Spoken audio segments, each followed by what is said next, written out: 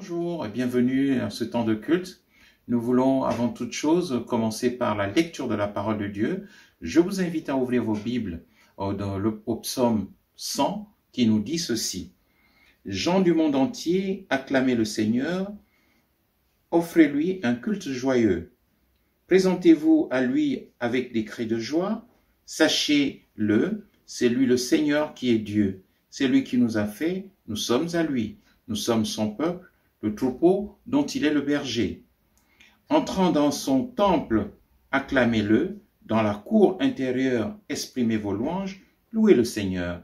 Remerciez-le d'être votre Dieu. Oui, le Seigneur est bon et son amour n'a point de fin. De siècle en siècle, il reste fidèle. Seigneur, nous voulons te dire merci pour ta parole. Nous voulons te dire merci pour ce temps de réunion.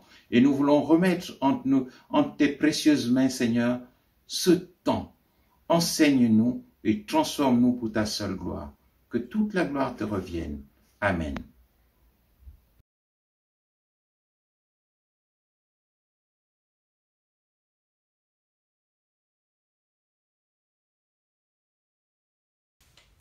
Christ est la lumière du monde.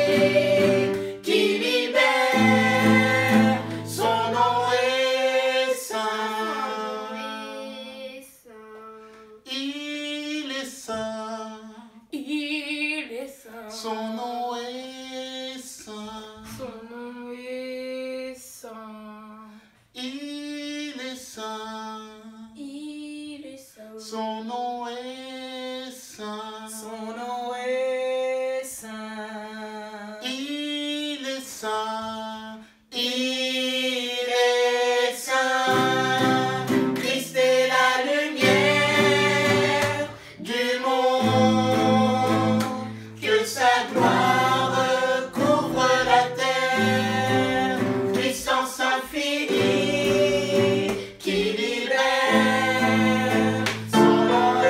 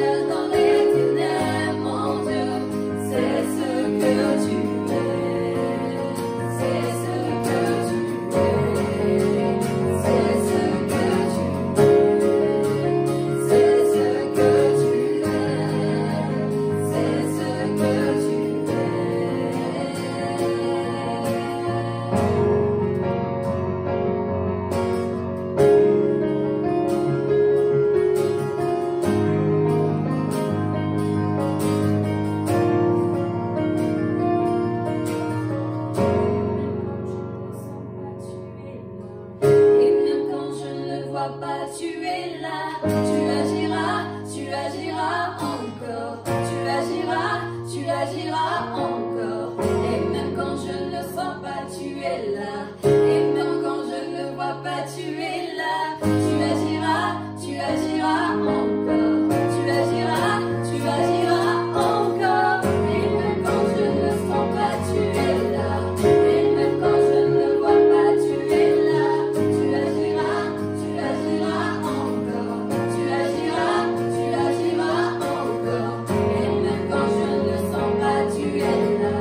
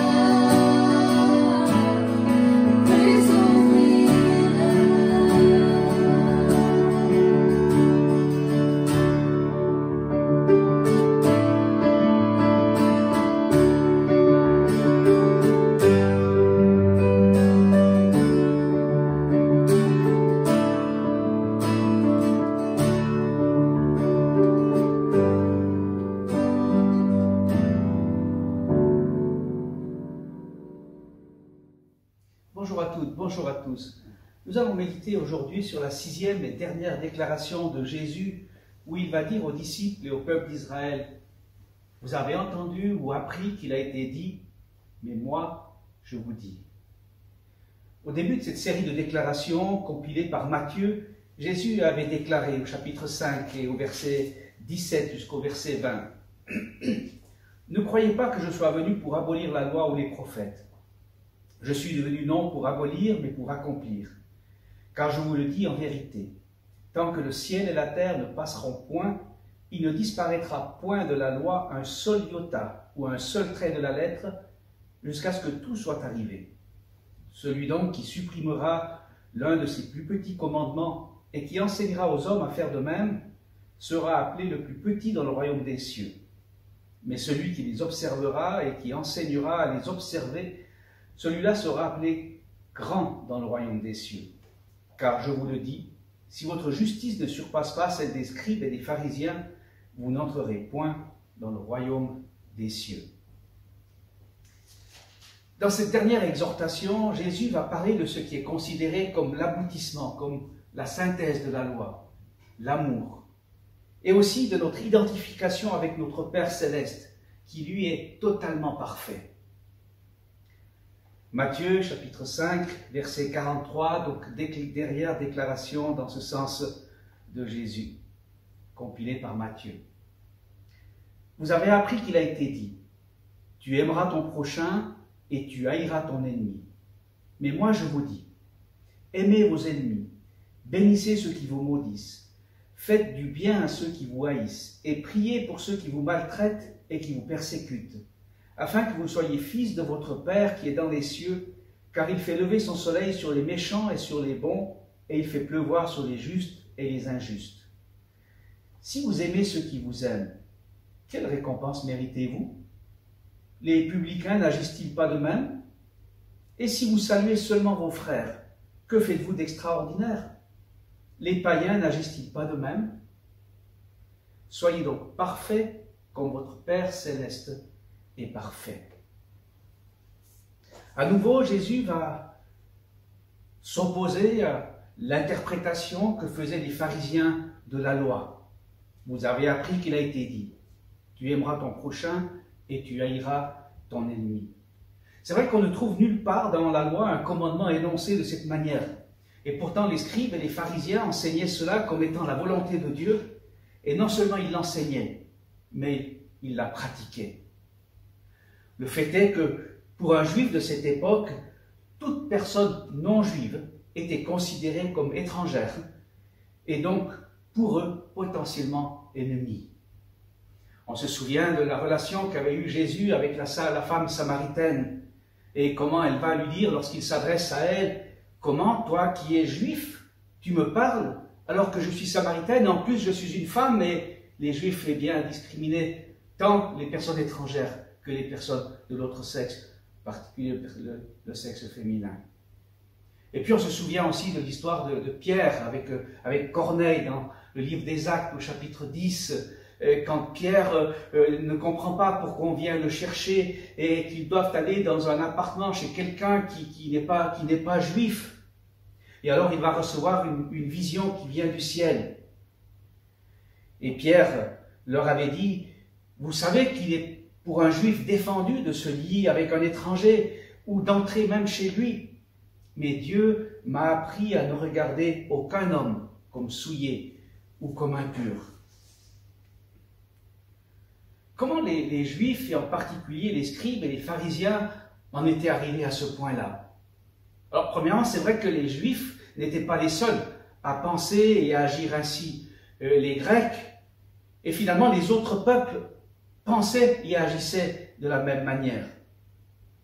Et encore aujourd'hui, la discrimination et le racisme sont toujours présents dans tous les peuples et dans toutes les ethnies. Et l'actualité de ce dernier jour est là pour nous le rappeler. Le passage de l'Ancien Testament d'où est tiré cet enseignement se trouve dans le livre des Lévitiques, au chapitre 19, versets 17 et 18. Et il nous parle de ne pas haïr son frère et d'aimer son prochain comme soi-même.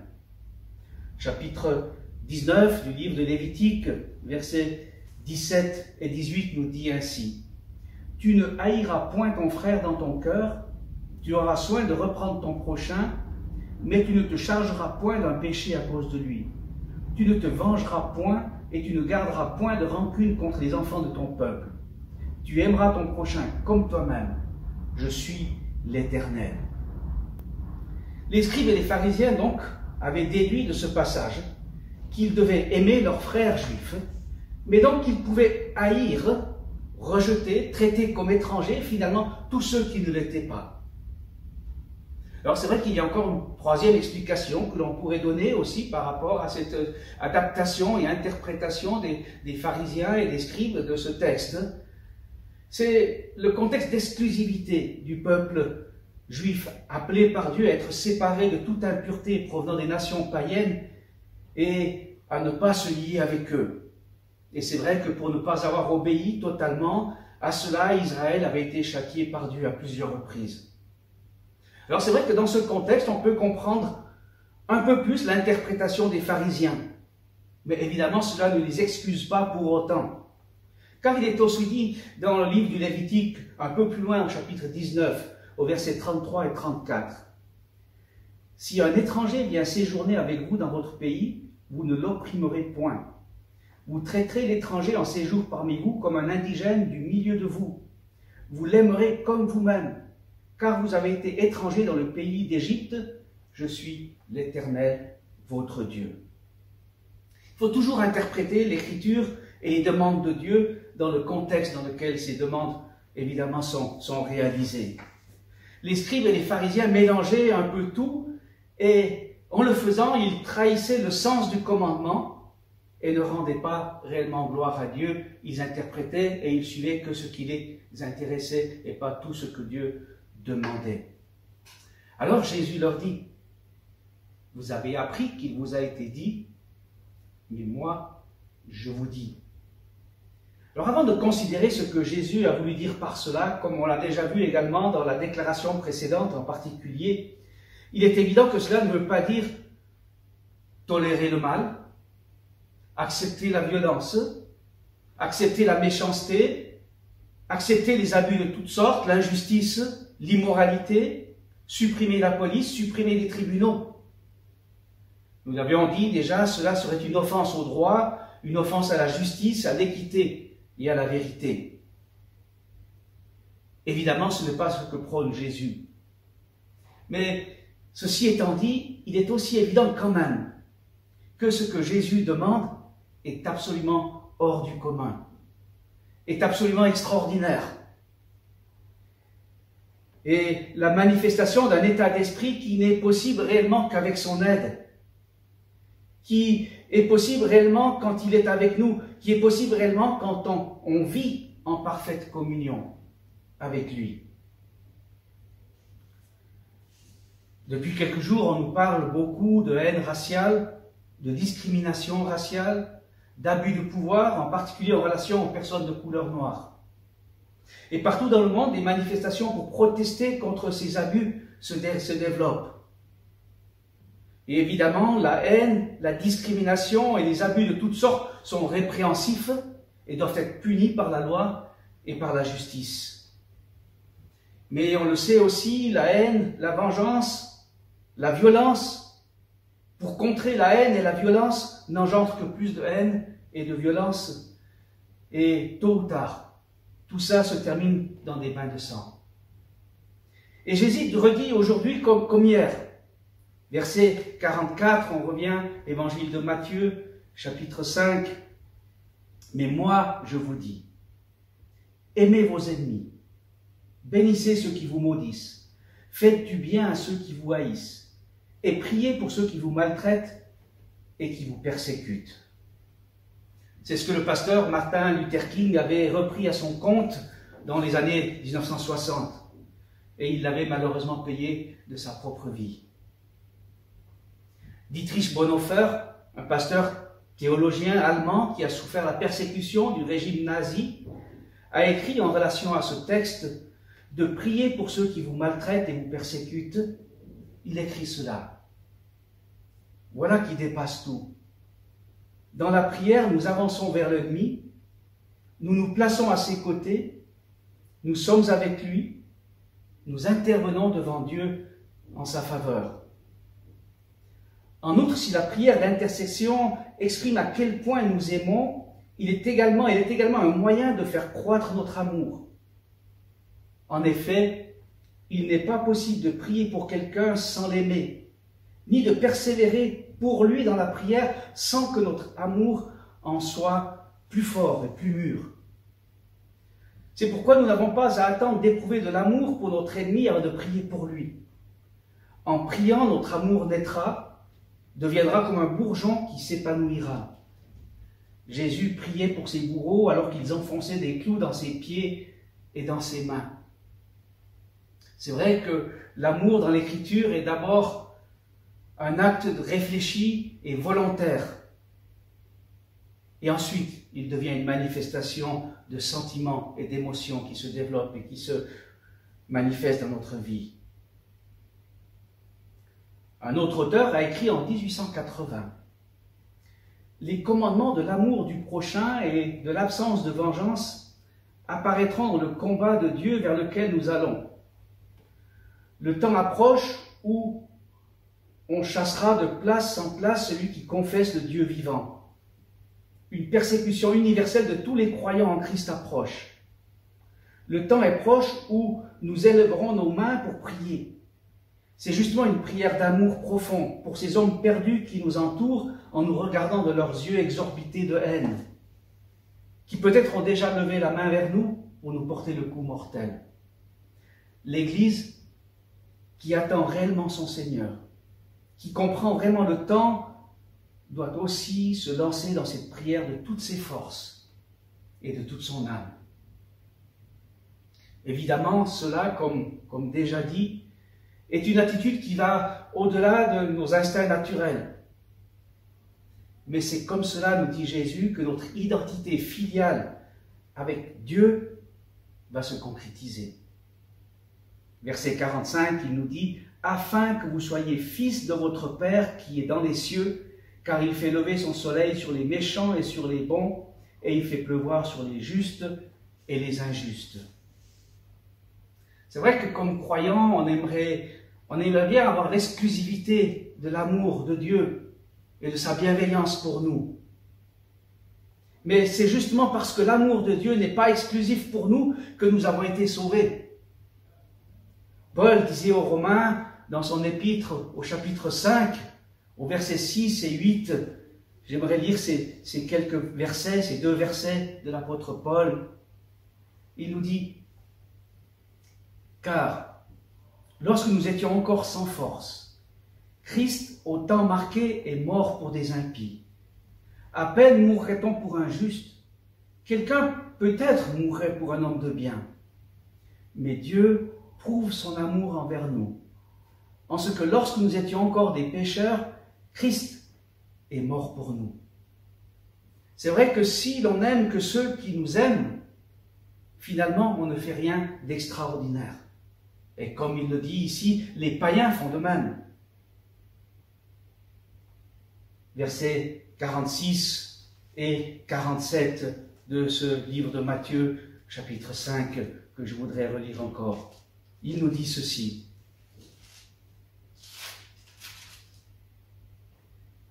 Si vous aimez ceux qui vous aiment, quelle récompense méritez-vous? Les publicains n'agissent-ils pas de même? Et si vous saluez seulement vos frères, que faites-vous d'extraordinaire?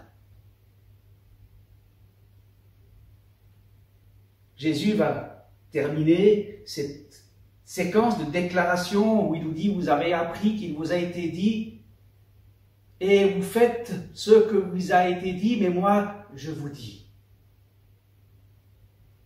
Soyez donc parfaits comme votre Père céleste est parfait. Verset 48. Dieu notre Père céleste est parfait. Il est accompli, il est sans défaut, totalement en paix, totalement en harmonie, sans fausse note, totalement juste. Et c'est ce que Jésus nous appelle à devenir. Un auteur va dire encore, la perfection chrétienne n'est rien d'autre que d'être transformé en l'image de Jésus-Christ. Jésus est la manifestation incarnée du Dieu 3 fois saint, totalement parfait. Dans son évangile, Jean va dire, chapitre 1, verset 14, « Et la parole a été faite chair, et elle a habité parmi nous, pleine de grâce et de vérité. Et nous avons contemplé sa gloire, une gloire comme la gloire du Fils unique, venu du Père. » Quand Paul dira aux Philippiens, dans son épître, au chapitre 3, versets 12 à 14, parlant de sa propre vie, de sa propre expérience, il dira ceci, « Ce n'est pas que j'ai déjà remporté le prix, ou que j'ai déjà atteint la perfection, mais je cours pour tâcher de le saisir, puisque moi aussi j'ai été saisi par Jésus-Christ. Frère, je ne pense pas l'avoir saisi, mais je fais une chose. Oubliant ce qui est en arrière et me portant vers ce qui est en avant, je cours vers le but pour remporter le prix de la vocation céleste de Dieu en Jésus-Christ. » Être parfait implique un processus de croissance. Un autre auteur va écrire, « La perfection n'est donc pas quelque chose de statique. C'est un processus évolutif vers la maturité, dont la mesure est la ressemblance avec Jésus-Christ. Elle est caractérisée par une communion de plus en plus grande avec celui qui est parfait, caractérisée par une capacité à mieux discerner sa volonté et à vouloir la réaliser chaque jour, à chaque heure, à chaque instant, en toutes circonstances de notre vie, qu'il pleuve ou qu'il vente, ou que le soleil soit au beau fixe. Le Seigneur nous aide. C'est vrai que ce n'est pas un message facile. Quand nous subissons des abus, quand nous subissons des violences, des insultes, des paroles difficiles ou des gestes inappropriés, pardonnez à celui qui nous fait cela. Et non seulement pardonner, mais en plus l'aimer. Et en plus encore prier pour lui. Ce que nous demande le Seigneur est au-dessus de nos propres forces. Mais c'est ce qu'il nous demande. Et c'est ainsi qu'il va établir son royaume dans notre cœur et dans ce monde. Que le Seigneur nous aide. Le Seigneur vous bénisse.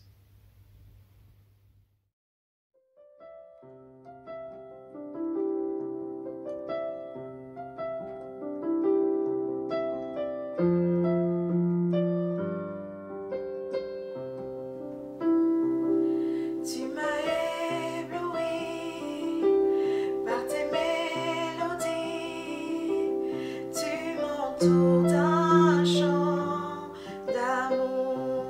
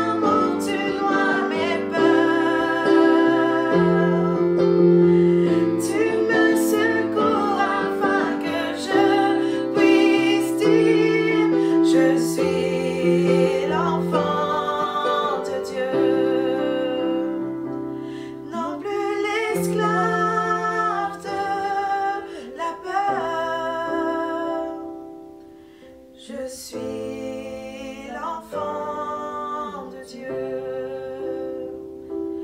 non plus l'esclave de la peur. Je suis l'enfant de Dieu.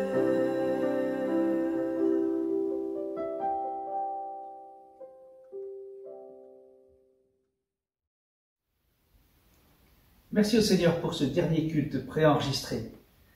La semaine prochaine, si Dieu le permet, nous serons en direct depuis l'EPED, mais encore sans l'assistance présentielle, comme on dit maintenant, sans l'assistance de l'Assemblée.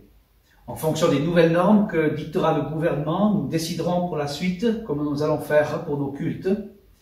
Ils seront de toute façon diffusés en direct et ensuite on pourra toujours les voir ou les revoir sur notre site égliseparisladéfense.fr. Soyez attentifs à toute nouvelle déclaration de notre part. Je vous souhaite vraiment un bon dimanche, une bonne semaine et à continuer bien sûr de suivre ce culte jusqu'à la fin. Je voudrais vous lire encore un verset de l'Écriture qui se trouve dans l'Apocalypse et qui nous dit ceci: « À celui qui nous aime, qui nous a délivrés de nos péchés par son sang, et qui a fait de nous un royaume, des sacrificateurs pour Dieu son Père. À lui soit la gloire et la puissance, au siècle des siècles. Amen. » Seigneur vous bénisse.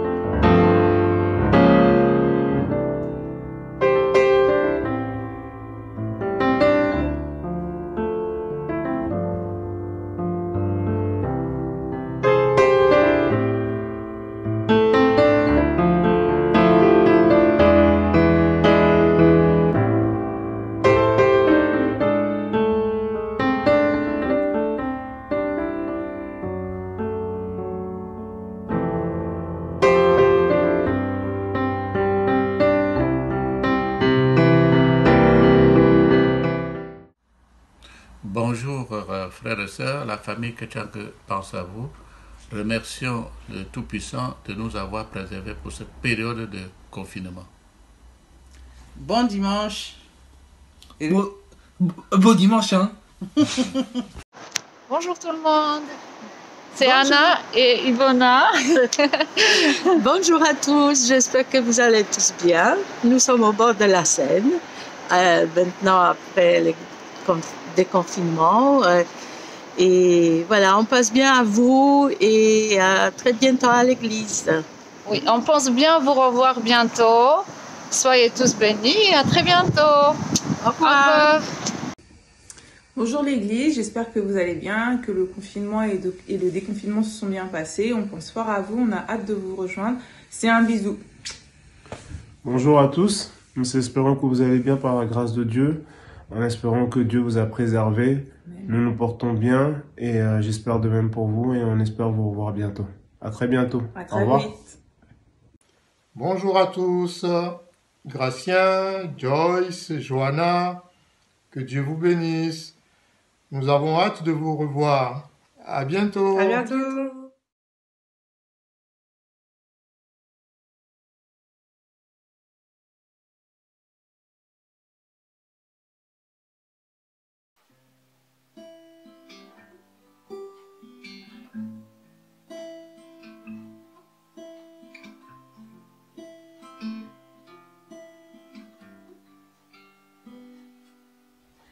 Tu étais, tu es, tu seras toujours le même, toujours le même.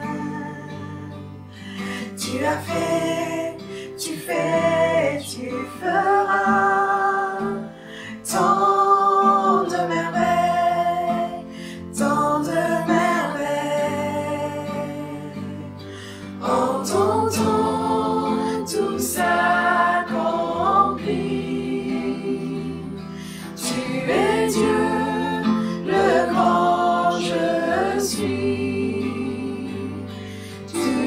ouvres dans les portes du ciel. Tu nous fais vivre ta présence bien plus précieuse que les plus beaux diamants. Elle nous suffit à chaque instant, elle nous suffit pleinement.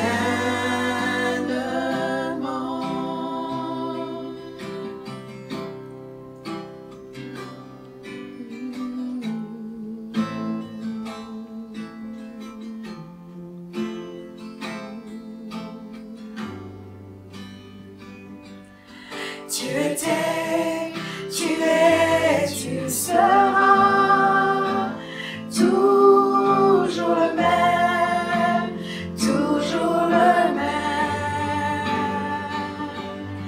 Tu as fait, tu fais, tu feras tant de merveilles, tant de merveilles. En ton temps, tout s'accomplit. Tu es Dieu, le grand je suis. Tu nous ouvres quand les portes du ciel. Tu nous fais vivre ta présence bien plus précieuse que les plus beaux diamants. Elle nous suffit à chaque instant. Tu nous ouvres quand les portes du ciel. Tu nous fais vivre ta présence bien plus précieuse que les plus beaux diamants. Elle nous suffit à chaque instant, elle nous suffit pleinement.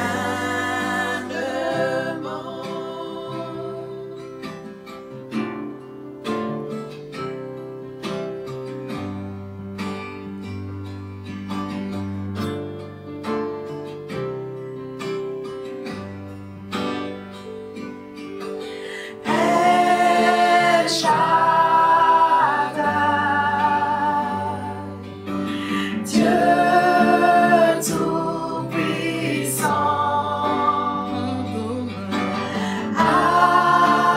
Adonai, Dieu qui vit éternellement. Tu nous ouvres quand les portes du ciel. Tu nous fais vivre ta présence bien plus précieuse que les plus beaux diamants. Elle nous suffit à chaque instant, elle nous suffit pleinement.